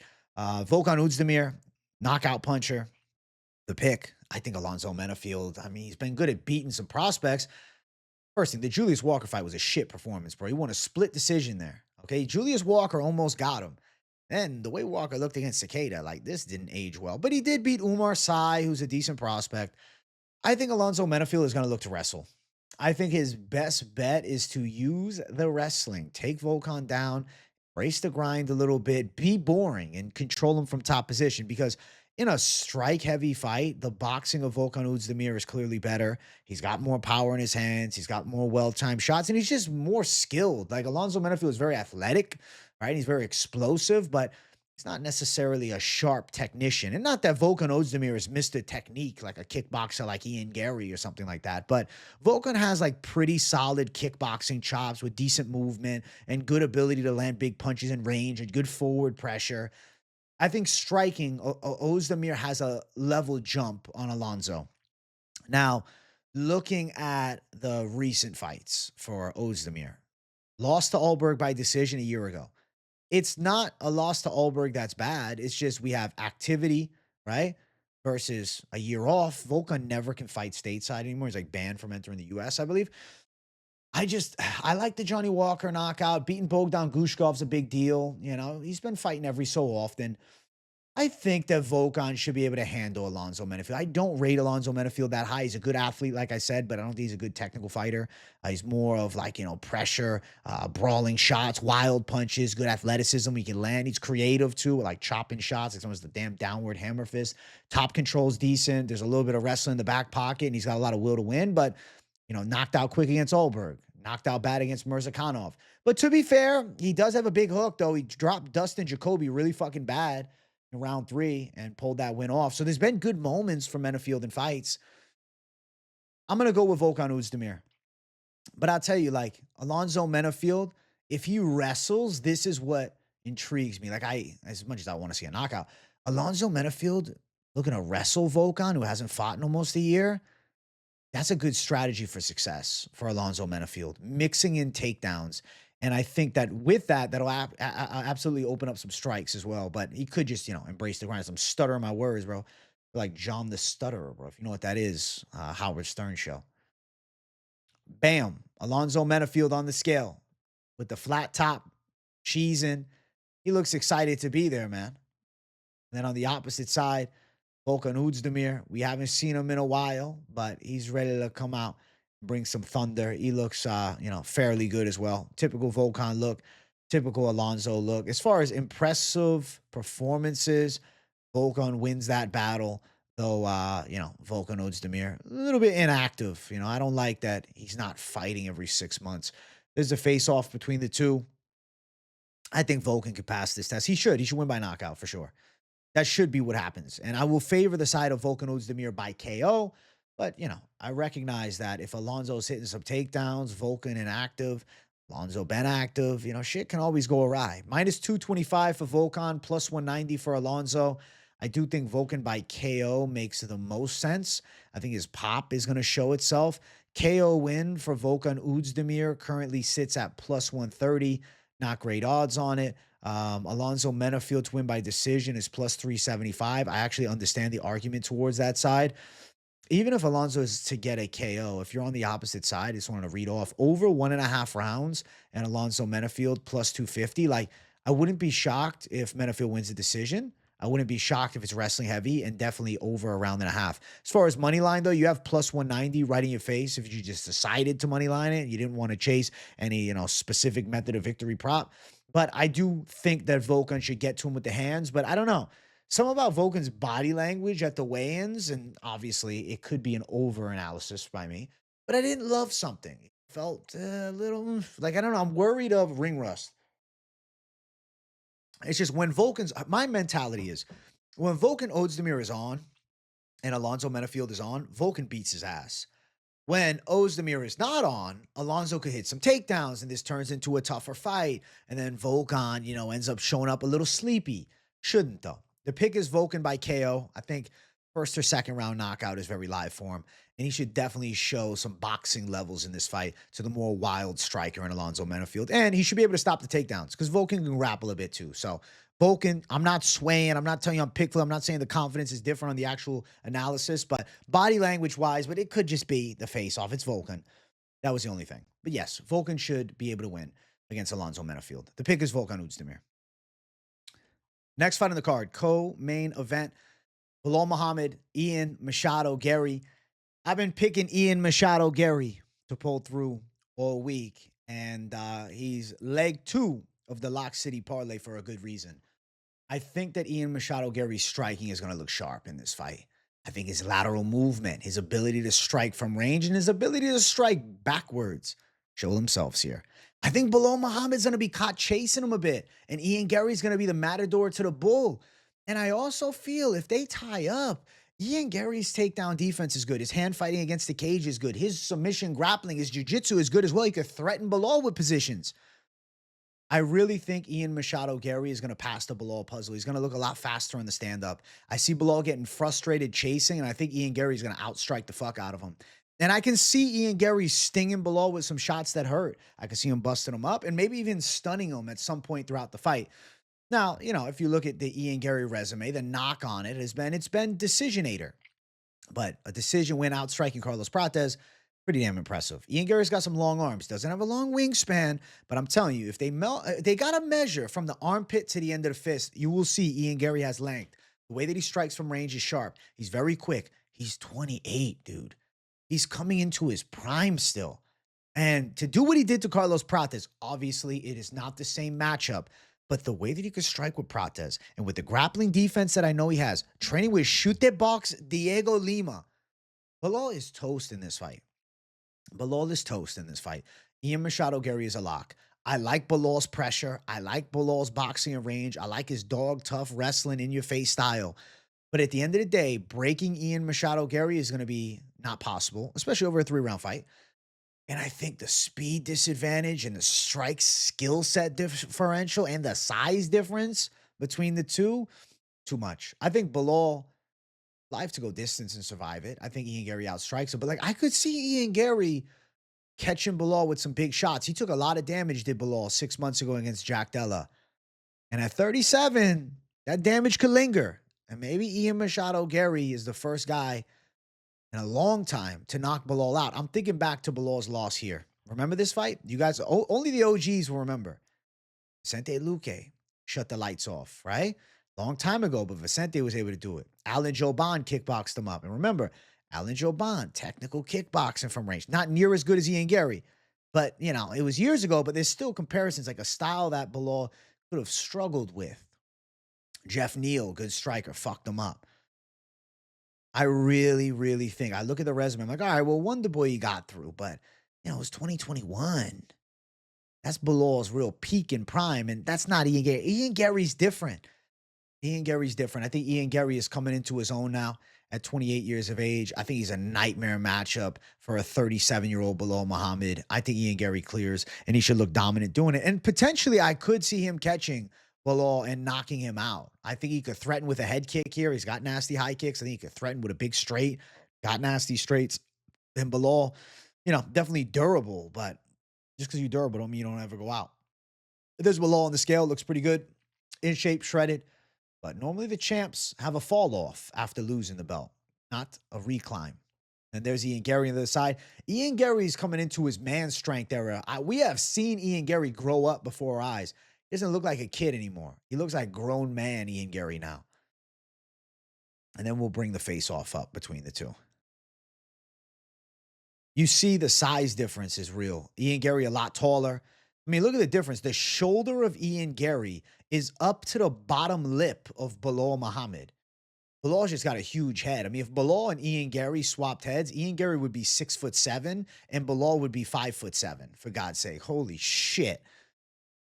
I think that's a big target, man. I think Ian Machado Garry's going to thud him up with shots. Now, Belal's chin does hold up well. He's in amazing physical condition. And he should be able to survive some big exchanges and some big shots from Garry. But it would be sweet to watch him land a head kick or catch him with a straight shot and shut Bilal's lights off. He'd be fucking dancing, bro. That would be huge. I'm going Ian Machado Garry all day. I think that he dominates Bilal. I think he makes him look bad. And I think Ian Garry shows that, like, okay, he is that fucking good. He is that good. Minus 255 for Ian Garry. I agree with him being a big favorite. At open, the odds had him at minus 155. That was a steal if you got that open. Those lines are great. Plus 215 for Belal Muhammad. Big underdog, former champ, but it's a mismatch here. Time's a ticking for Belal, and I think this is just a matchup that's going to give him hella problems. Minus 135 for Garry. Garry by KO sits at plus 500. It would be fucking sweet to see Garry by knockout. Garry been training a lot of jiu-jitsu, plus 1,000 for sub. How many sub wins on the record, though? One submission win. He pulls off the sub. He has not won a fight by sub since, wow, the Fig Lock win, 2019. Ian Machado Garry catches Belal with a big shot, club and sub. Can you imagine a world where he clubs and subs Belal? That'd be great. Yeah, I think Ian Garry's good to go in this spot. He's a good two-leg parlay piece. You don't have to get twisted with method of victory. You can just like lock down some confident calls and get some slight plus money. We'll talk some of the parlays towards the end. There is going to be some shifts now that Gaziev is no longer going to be in them because of the fight change. So, you know, some of the lines, we'll talk about it when we get there. Parlays at the end of the video. I like Ian Machado Garry at minus 255. I have to say, I agree with the odds. First thought was decision, of course. But I do think he could land some big shots and sting Belal. So maybe he has enough power to hurt him. Does he have enough power to put him away? Does Belal break? Does he get stopped? Doesn't seem like it. Decision makes more sense. But like, you know, when you look at the value, oh my God, plus 500, plus that, you're tempted. You're tempted to believe that Ian Machado Garry is going to club and sub Belal because plus 1,000 is just so nice to look at. And he's been training with Damian Maia, the Shoot Their Box team. So it's not that he couldn't be capable of winning by submission if he got to the back of Belal. A rear naked strangle plus 1,000. If you're looking for some degen shit and you don't want to just do a safer two-leg parlay with Ian Garry, there's something right in your face. Something like that. But securing a clean decision, very likely. So the pick is Ian Machado Garry, and I think he can go out and clearly win this fight. I do think he's live to dominate. Let's see. What is the minus 3.5? Over 61? Depends how long it goes, but I lean yes on that. Belal over 2.5 takedowns, plus 120. Takedown defense of Garry's good. Garry spread, minus 3.5, plus 105. Belal spread, minus 135. I feel like the Garry spread is not crazy, but, you know, could Belal maybe nab the third round of a fatiguing Ian Garry, even though I don't think he fatigues in round 3. To be honest, I think 30-27 is live, but Belal's a gangster. If he can get on top, he can garner some control time. Like, he could win moments in the fight and make it a bit closer. But I do think at the end of it all, Ian Garry's the guy getting his hand raised. But, you know, as a fan, I want to see a knockout or a submission. I want to see a finish. And if he does finish Belal Muhammad, he's got to be next for the belt. He wins a decision, then Kamaru Usman can play on the outside and call for it, and et cetera, et cetera. But yeah, Ian Machado Garry to win. And I do think he puts himself in the running for the title fight. And I'm sure a call out is already planned if Ian Machado's to get it done. So shout out to Ian Garry. I got him. This one. Good call, I feel. And I'm excited for it. Main event. Arman Tsarukyan versus Dan Hooker. If you guys are watching and enjoying, hit that damn like button. If you're new to the channel, subscribe. And make sure you hype the video too. We got Arman Tsarukyan versus Dan Hooker. I like Arman Tsarukyan to win. I'm picking him in the fight. But my God. After the weigh-ins today, I would love for him to get kneed in the face and knocked out. But that's not how I pick fights. Obviously, I think Arman Tsarukyan is a hell of a talent. High-level wrestling skill set with clean stand-up, crazy dexterity on his legs, good timing on his shots, and just has got God-given gifts of talent with the hard work that he puts in. Arman Tsarukyan is a fucking skillful fighter. He has a massive advantage, though, in wrestling and submission grappling here over Dan Hooker, and I think that should be option A to exploit. Get on top of Hooker, beat him up with some ground and pound, catch him with some heavy elbows, work towards a submission finish. Dan Hooker on the opposite side of it, tactical kickboxing skill set, nasty work to the body with teeps, nasty knees up high, good punches. Like Dan Hooker's stand-up is sharp. Arman Tsarukyan is probably going to be mixing in the takedowns. and probably going to be getting into top position and controlling and working some ground and pound. And I think Dan Hooker's biggest weakness is not going to be just, takedown defense. It's when he's on his back. I think Arman Tsarukyan can do bad things from top position. I think Arman Tsarukyan can work towards a submission finish here in this spot. I think he's a really nightmarish matchup for Dan Hooker on the ground. If they're sitting in striking, of course, Dan Hooker can slug some fists and land some shots.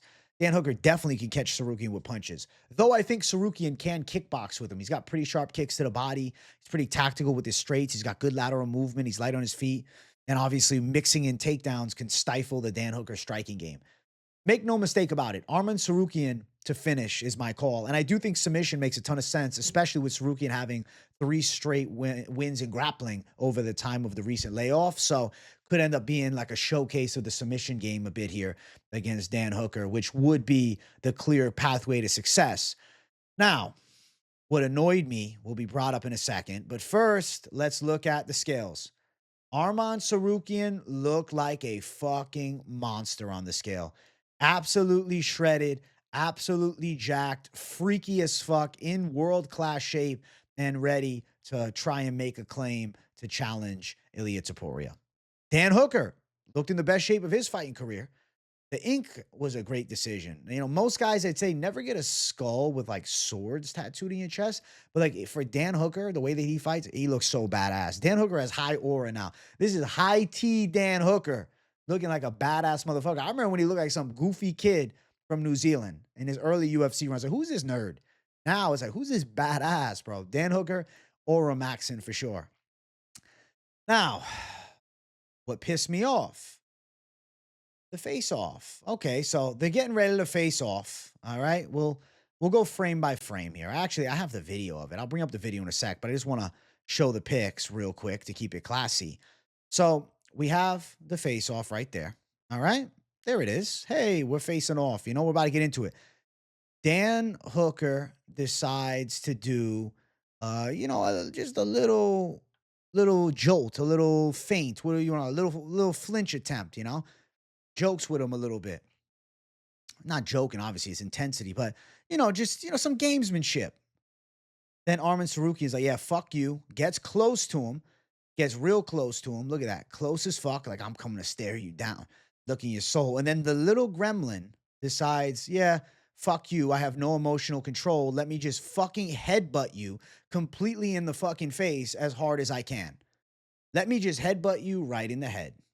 That is an Arman Tsarukyan story. I'm not surprised. I'm not surprised he did this. Headbutt right to the dome. Hard headbutt. It wasn't a light headbutt. He headbutted the fuck out of him. I'll show the video in a second. I will. Look at that headbutt, bro. Some jolt on it. Then Dan Hooker pushed back. He's like, what the fuck? This guy just headbutted the shit out of me. But he was all right. Had a little bruise right by that left eye from it after getting headbutted. But it's all good. Because Dan Hooker's a savage. Even has Ilia Topuria smiling at him. I think Ilia's thinking, bro, I hope you beat this dude's ass. Look at that. Look at that. Dan Hooker's cheesing. Got the fucking fang tooth on the side, which is kind of crazy. I want to show you the video of it. Okay? So, let's go through it frame by frame. All right? So, here we are. Boom. They're facing off. Boom. Moving forward. Dan Hooker. Woo, little feint, right? Little feint step. Like in basketball, right? A little feint step. Pew, little feint step. Nothing too crazy, right? Here's Arman Tsarukyan. Bam. Here's Dan Hooker. Watch. Boom. Blatant headbutt. What the fuck is that? How the fuck? This is an illegal strike. In a fight, you do that. You are potentially getting disqualified or even getting 2 points taken away. He should be scolded, reprimanded, and punished. He should give some of his purse to Dan Hooker for that. That's some fucked up shit. Because let me say this. What if he would have came forward and just punched him with a right hand? There would have been massive repercussions on that. But because he used his head, which is an illegal strike in fighting, it's not as big a deal. Like, look at this. Look. So Dan Hooker, he feinted. I'll just watch it. Boom. And then, bam. Not a deserved reaction, bro. Not a deserved reaction. You don't headbutt somebody in the fucking face at a face-off and risk compromising the fucking main event of the card. What happens if he crushes the nose is broken, leaking blood, and then the fight is canceled because of this? Arman Tsarukyan is reckless. He's a narcissist that only gives a fuck about himself. And I'm telling you, the promotion already lost one fucking main event because of him. This type of shit behavior is I think, potential to hold him liable to not be in the title picture next. Like, make him fight another fight. Of course, I think after Saturday, if he wins impressively, he deserves it. But the fucking bullshit this guy continues to pull can put him on a spot where it's like, nah, we're not giving it to you, man. Imagine him as champion doing this shit. Fucking imagine this is a title fight, breaks Dan Hooker's nose. Main event's off. Sorry, nobody can fill in. Who's going to fill in? What are we doing? There is no impulse control on Arman Tsarukyan. He's completely immature, man. Like, what the fuck is this? Relax, dog. Like, if you want to get, you know what? If he got face-to-face with Dan Hooker and Hooker pressed forward and then he headbutted him, I'd say, you know what? There was the boundary first being crossed. But all Dan Hooker was feint step, and the next he comes forward, and they're thinking they're facing off, and you cheap shot him with a headbutt. The fuck is that bullshit? I was starting to warm up to Arman Tsarukyan this week. I was like, you know what? I'm liking Arman. I'm like, he's growing on me. And then he pulls this bullshit. Again, I hate him. I will tell you right now, I would be fine with being wrong on all of the confident calls. And fuck it, I'd go 0-14 on this card. If in the main event, I could have Dan Hooker knock Arman Tsarukyan senseless and humble this brat. Won't happen. The picks are gold. And the main event call, Tsarukyan to win, is the sensible side. But I would love if he got some karmic justice for this bullshit. If he wins, I hope Topuria fucking destroys him. Okay, I hope he embarrasses him. Arman Tsarukyan, complete narcissist. That's what I think from this. He seems like a complete narcissist to me. How the fuck can you justify this? I know he's driving around in nice cars, flexing on everybody, big ego around them. But this type of behavior is just completely a representation of somebody with no self-control, but also like no consequence bar. Maybe he's a narcissistic sociopath, to be honest with you. And growing up rich, parents giving you everything, you obviously had the dog in you to fight and train, but as far as outside of that, spoiled in every aspect of life, you can see that in these moments, he doesn't have the maturity of a properly, raised fucking man. I don't understand this at all. You can be a badass fighter inside of the cage. You can be a badass dude inside of the ring. But if you can't hold yourself with any standard of respect, you're not a real deal badass, bro. You're a little kid in a fucking grown man's body acting like a fucking bully, bro. And you're a disgrace. And there is somebody out there that can beat your ass, and it's coming. Trust me, it's coming. And his name is Ilia Topuria. And it was going to be Islam Makhachev too. The humble pie just ain't been served yet.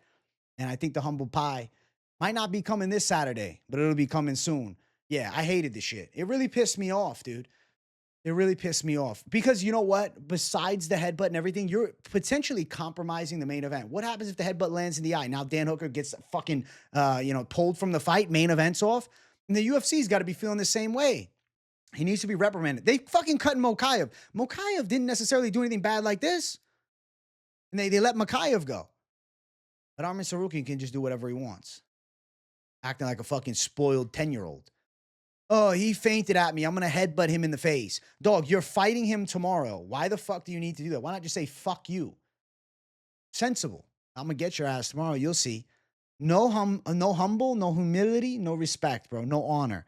And trust me, Tsarukyan's time shall come. But I don't think it's Dan Hooker tomorrow. I think Dan Hooker is going to lose. And Tsarukyan by finish is the call. Inside of the cage, I love what Tsarukyan does. His skill set's magnificent. But outside of the cage, he needs a lot of character development. He punched that fucking fan, right? That was, getting into it with him. He went to anger management. It obviously didn't work because it doesn't work for people that are narcissistic like that. There needs to be some self-reflection. And obviously he's not going to have that when probably, been told his whole life how great he is. Minus 600 for Tsarukyan, plus 450 for Hooker. The way we get back at him is we never allow this guy to hold that world title. He fights Ilia Topuria and gets knocked out. And then he keeps chasing it, and he never holds gold. And that will be the pain that stings. And maybe one day he will grow up and say, fuck, I need to be better to people. I need to be better. I need to have some fucking respect, some empathy for folks. Because right now, he just looks like an asshole. Over 4.5, minus 110. Let's see. Tsarukyan by sub is something I've been calling throughout the week. Plus 275, but we'll pray for Dan Hooker by knockout at plus 900. I'm praying for it. I hope it happens. I hope Dan catches him with a fucking knee to the face and smashes him with a few extra shots, some super necessary shots after the fight. I really hope so. Oh my God, I want it. I want to see that so bad. But at the end of the day, Arman Tsarukyan has talent. Inside of the cage, spectacle to watch. Inside of the cage, incredible skill set. And inside of the cage should be the winner of the fight. And I do think he's live to win by submission finish. And submission at the plus 275 mark kind of caught my eye the most as far as like the D-Gen props to consider throwing some plus money down on. So I do think he's live to take this fight to the ground and showcase his sub skills.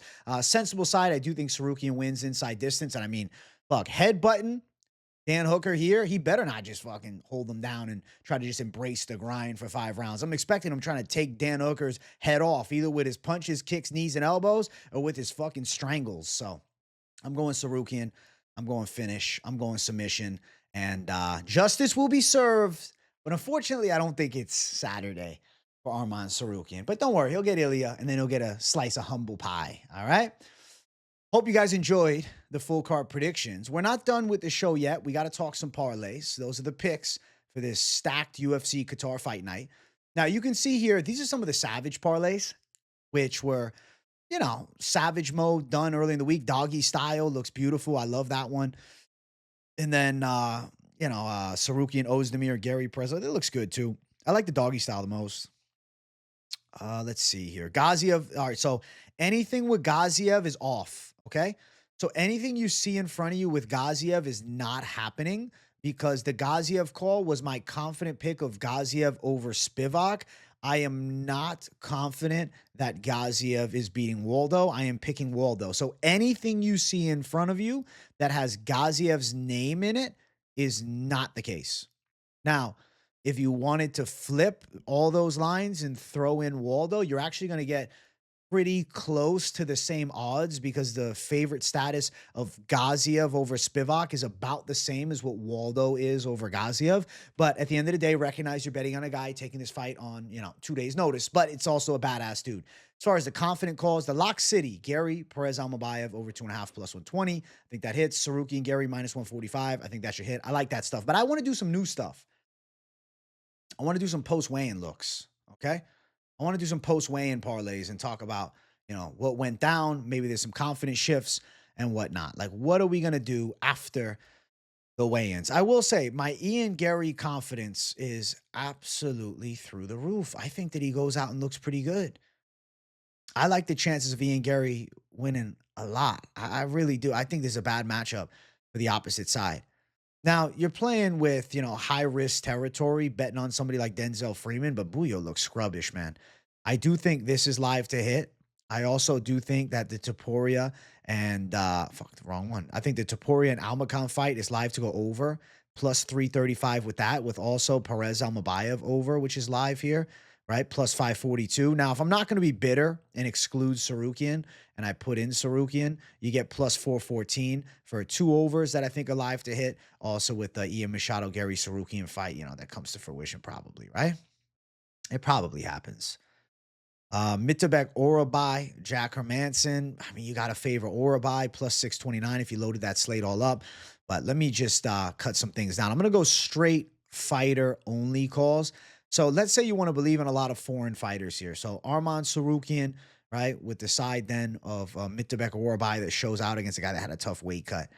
A guy that definitely struggled to make the weigh-in. Maybe you wanted to go with Almabayev on your slate as well. And maybe you're like, dude, I think Nurullo Aliev should absolutely clear on Shamrock. But now you got 4 chalky legs. That's a boring plus 249. So we kind of got to work some magic, mixing some better shit in, unless you just want to throw chalky lines down and then there's one parlay buster in the mix. Like, you got to say a prayer with Horiguchi. I think, where is Waldo? Like, yo, you want to be a savage? You just go for savage lines. Savage. Waldo, Garry. Believe in Waldo. I do think Waldo really does clear. Almabayev, Perez over 2.5, right? It's actually more like 188 plus 267 for that. And then if you then said, okay, what else do I want? Well, you don't even have to go for the big plus 114. If you can find the over 1.5, you can get a plus 477. You want to go for that. Now you got plus 686. You think Denzel Freeman wins? He probably should win. I mean, Bujło looked pretty terrible. Plus 463. Then you add in Tsarukyan, who, we're rooting loses, but probably wins. Good 4-leg, plus 334. You think that, Orolbai goes out and clears? Probably does. Plus 515 now. All right. Then if you want to believe, hey, Horiguchi, give me the underdog, plus 1598 now. And you're like, hey, I actually like what you said about the side of Topuria Almakhan. going, over 2.5 rounds or even going the distance, you want to go that, plus 4,000. Now, you can go degen.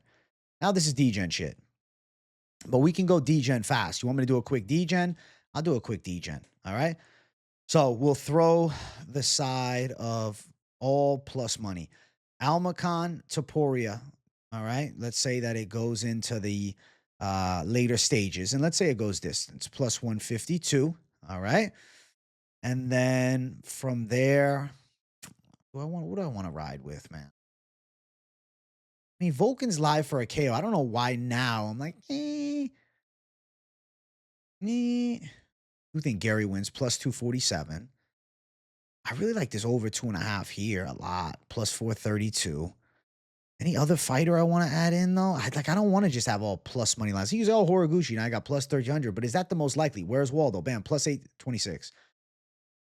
Topuria, Almakhan goes distance. Ian Garry, where's Waldo in the over 2.5 in the Almabayev Perez fight. And then if you want to believe in Volkan, you could throw in guys like that. Obviously, you can put the side of Tsarukyan on the lineup and Volkan. Like, you can do some shit. Mittabek or Orolbai. Yeah, he should go out and win. That makes a lot of sense.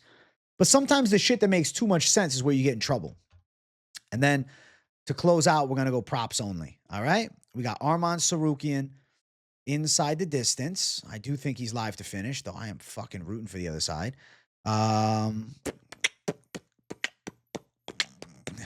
What is Riley by KO?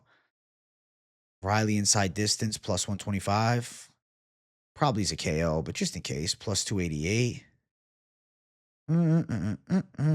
This fight goes distance, plus 152, plus 878. What's this? Denzel Freeman by knockout, little alternate action knockout. Bam, plus 2,130. Then he's throw Ian Garry plus 2971. Or you could actually throw fucking Yakhyaev sub. But it's so degen. You see how stupid it can get? This is stupid, though. Like, this could definitely, it could hit, but then one loses, and you're like, oh, it was one away from my parlay hitting. So that is why normally the best way to run it is with just, straight fighter lines, or maybe inside distance where it's right. Occasionally a submission when the plus money is right. Tsarukyan by sub, right? Garry by decision makes a lot of sense. Garry to win by decision, minus 110, but likelihood is there. And then Oezdemir by KO. Let's say he goes out and shows out, plus 150. This plus 2,095. Where's Waldo, though? I do think Where's Waldo going to show out, man. I really think Where's Waldo's coming through with thunder. I think Where's Waldo's going to show up and look good. Like, I think this could be the sensible 3-leg. And then obviously Tsarukyan, but we're praying he loses. So, it's a weird spot to be in. But those right there are kind of what I'm thinking post weigh-in. Like, throwing Loder in there is riskier. Aliev should win, but he's an oversized favorite. But yeah, I do think he also wins. Saigid's making his debut. I prefer to stay off guys making the debuts like that. I think the over 2.5, Perez Almabayev, I think that makes a lot of sense. You get plus 401 with a sensible 4-leg right there. Obviously, you're betting on a short notice guy, but it's Waldo. He ain't no typical short notice guy.